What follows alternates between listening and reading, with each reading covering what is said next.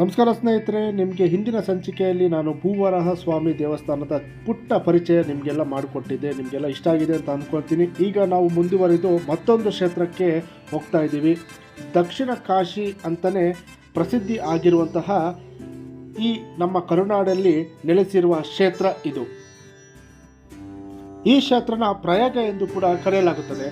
ನೀವು ಈ ವಿಡಿಯೋದ ತಮ್ಮನೇಲಿ ನೋಡಿದರೆ ನಿಮಗೆ ಯಾವ ಕ್ಷೇತ್ರ ಅಂತ ಗೊತ್ತಾಗಿರುತ್ತೆ. ಬನ್ನಿ, ಇದರ ಒಂದು ಕಿರು ಪರಿಚಯ ನಿಮಗಾಗಿ. ನಮಸ್ಕಾರ ಸ್ನೇಹಿತರೆ, ಇವಾಗ ಗುಂಜ ನರಸಿಂಹಸ್ವಾಮಿ ಟೆಂಪಲ್ ಟಿ ನರಸೀಪುರಕ್ಕೆ ಬಂದಿದ್ದೀನಿ.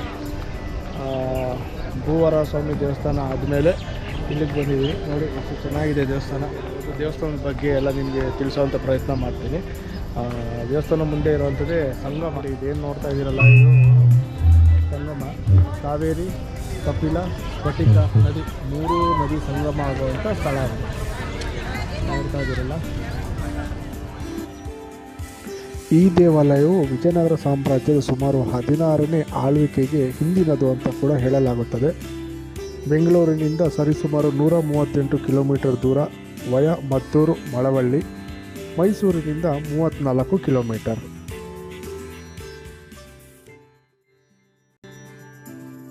ಈ ಕ್ಷೇತ್ರದಲ್ಲಿ ನರಸಿಂಹಸ್ವಾಮಿಯು ನೆರೆ ಉಡ್ಲಿಕ್ಕೆ ಒಂದು ಸಣ್ಣದಾದ ಕಥೆ ಇದೆ. ಅದನ್ನು ನಿಮ್ಮ ಮುಂದೆ ತಿಳಿಸುವಂಥ ಪ್ರಯತ್ನ ಮಾಡ್ತೀನಿ.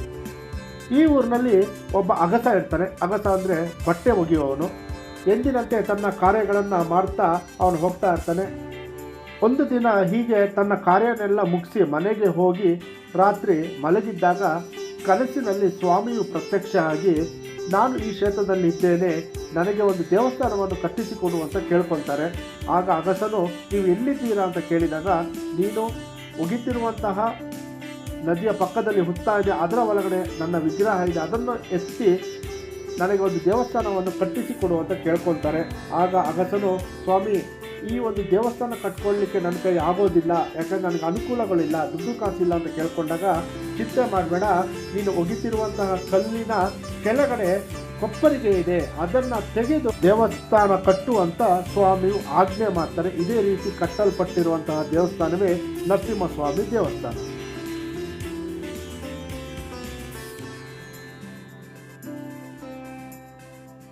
ನೀವು ಮನೆಯಲ್ಲಿ ಇರುವಂತಹ ದೊಡ್ಡವರು ಹೇಳಿದ ಮಾತನ್ನು ಕೇಳಿರ್ತೀರ. ಹಲ್ಲಿ ಅಕಸ್ಮಾತಾಗಿ ನಮ್ಮ ತಲೆ ಮೇಲೆ, ನಮ್ಮ ಮೈ ಮೇಲೆ ಬಿದ್ದರೆ ದೋಷ ಆಗುತ್ತೆ, ಅದಕ್ಕೆ ಪರಿಹಾರ ಮಾಡ್ಕೋಬೇಕು ಅಂತ. ಅದೇ ರೀತಿ ನಾವು ಕಂಚಿಗೆ ಹೋಗಿ ಬೆಳ್ಳಿ ಚಿನ್ನದಲ್ಲಿ ಇರುವಂಥ ಹಲ್ಲಿನ ಮುಟ್ಟಿ ದೋಷ ಪರಿಹಾರ ಮಾಡ್ಕೊಂಡು ಬರ್ತೀವಿ. ಅದೇ ರೀತಿ ಇಲ್ಲಿ ಸಹ ಒಂದು ಹಲ್ಲಿ ಇದೆ. ಇಲ್ಲಿ ಕೂಡ ನಾವು ದೋಷನ ಪರಿಹಾರ ಮಾಡ್ಕೋಬಹುದು ಅಂತ ಹೇಳಲಾಗುತ್ತೆ. ದೇವಸ್ಥಾನ ಕಟ್ಟಿದ ನಂತರ ಪ್ರಸನ್ನರಾದ ಸ್ವಾಮಿಯು ಅಗಸನಲ್ಲಿ, ನಿನಗೆ ಏನು ವರ ಬೇಕು ಕೇಳು ಅಂತ ಕೇಳ್ಕೊಂಡಾಗ, ಅಗಸನು, ನಾನು ಮೋಕ್ಷ ಪಡಿಬೇಕು, ಕಾಶಿಗೆ ಹೋಗುವಂಥ ದಾರಿಯನ್ನು ತೋರಿಸು ಅಂತ ಕೇಳಿದಾಗ ಸ್ವಾಮಿ ಹೇಳ್ತಾರೆ, ನೀನು ಕಾಶಿಗೆ ಹೋಗುವ ಅಗತ್ಯವಿಲ್ಲ, ಇಲ್ಲೇ ಇದೇ ಕ್ಷೇತ್ರದಲ್ಲಿ ಸಂಗಮ ಆಗುವ ಈ ನದಿಯಲ್ಲಿ ತಾನು ಮುಳುಗಿ ಎದ್ದರೆ ಆ ಗುಲಗಂಜಿಯಷ್ಟು ಹೆಚ್ಚಿನ ಒಂದು ಮೋಕ್ಷ ನಿನಗೆ ಪ್ರಾಪ್ತಿಯಾಗುವುದು ಅಂತ ಹೇಳ್ತಾರೆ. ಆದ್ದರಿಂದಲೇ ಈ ಕ್ಷೇತ್ರಕ್ಕೆ ಗುಂಜ ನರಸಿಂಹಸ್ವಾಮಿ ಅಂತ ಹೆಸರು ಕೂಡ ಬಂದಿದೆ.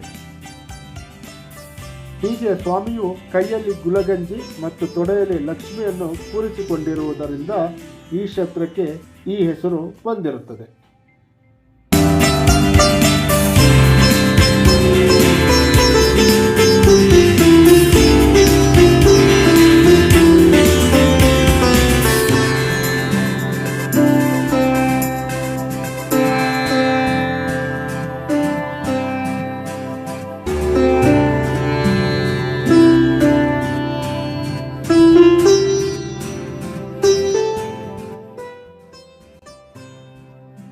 ಉತ್ತರ ಭಾರತದಲ್ಲಿ ಪ್ರಯಾಗ ಕ್ಷೇತ್ರದಲ್ಲಿ ಗಂಗಾ, ಯಮುನಾ, ಸರಸ್ವತಿ ಸಂಗಮ ಹೇಗೆ ಆಗುತ್ತದೆಯೋ ಹಾಗೆ ಈ ಕ್ಷೇತ್ರದಲ್ಲಿ ಕಪಿಲ, ಕಾವೇರಿ, ಗುಪ್ತಗಾಮಿನಿ ರೂಪದಲ್ಲಿ ಇರುವಂತಹ ಸ್ಫಟಿಕ ಸಂಗಮ ಆಗುತ್ತದೆ. ಸರ್, ಕಾಯಿನು ಇಲ್ಲಿ ಬಿಟ್ರೆ ಒಳ್ಳೇದಾಗುತ್ತೆ ಅಂತ ಅವ್ರ ಮನಸ್ಸಲ್ಲಿ ಏನಿರುತ್ತೆ ಅದನ್ನು ಕೇಳ್ಕೊಂಡು ನೀರೊಳಗಡೆ ಕಾಯಿನ್ ಬಿಟ್ಟು ದೇವ್ರ ದರ್ಶನ ಮಾಡ್ಕೊಂಡು ಬಂದು ಹೋಗ್ತಾರೆ ಅಂತ. ಅದು ಭಿಕ್ಷೇಶ್ವರ, ಇದು ಅಕ್ಷತೇಶ್ವರ, ಇದು ನರಸಿಂಹಸ್ವಾಮಿ ದೇವಸ್ಥಾನ, ಇದು ತ್ರಿವೇಣಿ ಸಂಗಮ. ಅದು ತ್ರಿವೇಣಿ ಸಂಗಮ. ಕಾವೇರಿ, ಕಪಿಲ, ಸ್ಫಟಿಕ ಅಂತ ಉಗಮ ಆಗೋ ಜಾಗ. ಮಧ್ಯದಲ್ಲಿ ಇದು ಕುಂಭಮೇಳ ಮಾಡೋ ಜಾಗ ಇದು. 3 ವರ್ಷಕ್ಕೊಂದ್ಸರಿ 3 ವರ್ಷ ಆಗೋದು. ಈ 2025 ಆಗುತ್ತೆ ಇವಾಗ. ಆಯ್ತು. ಈಗ ₹1 ಹೇಳೋದ್ರಲ್ಲ ಅದೇನದು? ತ್ರಿವೇಣಿ ಸಂಗಮ ಅದು. ಅದೇನು? ಅದು ಮನಸ್ಲಿ ಮನೇಲಿ ಒಳ್ಳೇದಾಗಲಿ ಕೆಟ್ಟದಾಗಲಿ ಏನೇ ಆದ್ರೂ ಒಳ್ಳೇದಾಗುತ್ತೆ. ಅದು ಮನಸ್ಸಲಾಗುತ್ತೆ. ಅಂದ್ರೆ ₹1 ಇಲ್ಲಿ ಬಿಟ್ಟು ಮನಸ್ಸಲ್ಲಿ ಪೋಷಣೆ ಮಾಡ್ಕೋಬೇಕು. ಪೋಷಣೆ ಅಂದ್ರೆ ತಲೆಗೆ ನೀರು ಹಾಕೊಳ್ಳೋದು. ಎಷ್ಟು ವರ್ಷದಿಂದ ಓಡಿಸ್ತಾರೆ ಸರ್ ನಾವು 15-16 ವರ್ಷ ಆಯ್ತು ಸರ್. ನಿಮ್ಮ ಹೆಸರು? ಮಂಜು ಅಂತ. ಒಂದಿದಿಂದ ಸರ್ ನನ್ನ ಮಗ ತೋರಿಸ್ಬಿಡಿ ಎಲ್ರು. ನೋಡಿ 3 ವರ್ಷಕ್ಕೆ ಒಮ್ಮೆ ಇಲ್ಲಿ ಕುಂಭಮೇಳ ಕೂಡ ಆಗುವುದು. ಸಹಸ್ರ ಸಂಖ್ಯೆಯಲ್ಲಿ ಭಕ್ತಾದಿಗಳು ಪವಿತ್ರ ಸ್ನಾನ ಮಾಡಿ ಪವಿತ್ರರಾಗುತ್ತಾರೆ. ಮುಂದಿನದು 2025ಕ್ಕೆ. ಇದು ಯಾವ ದೇವಸ್ಥಾನ ಇದು? ಇದು ಅರ್ಕೇಶ್ವರ ವ್ಯಾಸರಾಜ ಮಠ ಸರ್. ಇಲ್ಲಿ ಅದು ಅಲ್ಲಿರೋದು ಸರ್ ಅದು ಬಿಚ್ಚೇಶ್ವರ ಅಂತ. ಸೆಂಟ್ರಲ್ ಇರೋದು ತ್ರಿವೇಣಿ ಸಂಗಮ ಇಲ್ಲೇ ಆಗೋದು. ಅದು ನಡೋಳ ಬಸಪ್ಪ ತ್ರಿವೇಣಿ ಸಂಗಮ.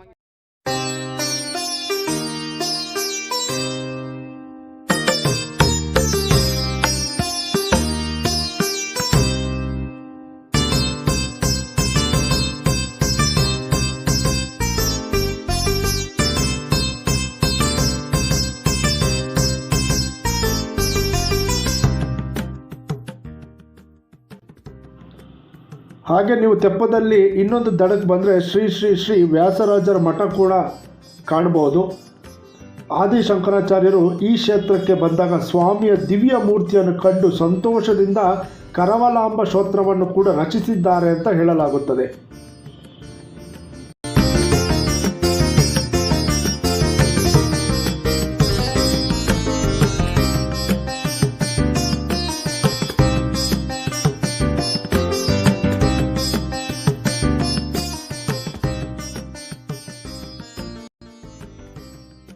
ಹಾಗೆ ಇದನ್ನು ದಾಟ್ಕೊಂಡು ಮುಂದೆ ಬಂದರೆ ಅಗಸ್ತ್ಯ ಮಹರ್ಷಿಗಳು ಸ್ಥಾಪಿಸಿದ ಅಗಸ್ತ್ಯೇಶ್ವರ ದೇವಾಲಯ ಕೂಡ ಇಲ್ಲಿದೆ.